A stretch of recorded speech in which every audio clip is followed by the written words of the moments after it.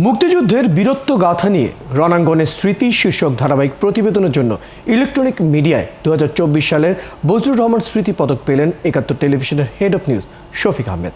মুক্তিযুদ্ধ জাদুঘর প্রবর্তিত এই পুরস্কার তার হাতে তুলে দেন ইমেরিটাস অধ্যাপক সিরাজুল ইসলাম চৌধুরী।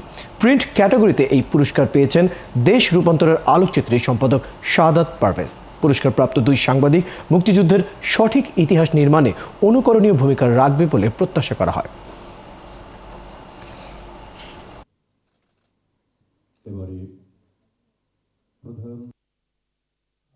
প্রত্যেকেই ব্যস্ত আছে নিজেরটা নিয়ে, সেই জায়গাতে যে সমষ্টিগত চিন্তা, সেই জায়গাতে যে আমরা মিলিত হব চেষ্টা, সেই চেষ্টার খুব জরুরি। মুক্তিযুদ্ধ বিষয়ক সাংবাদিকতা অত্যন্ত জরুরি এবং এই পুরস্কার খুবই প্রয়োজনীয়।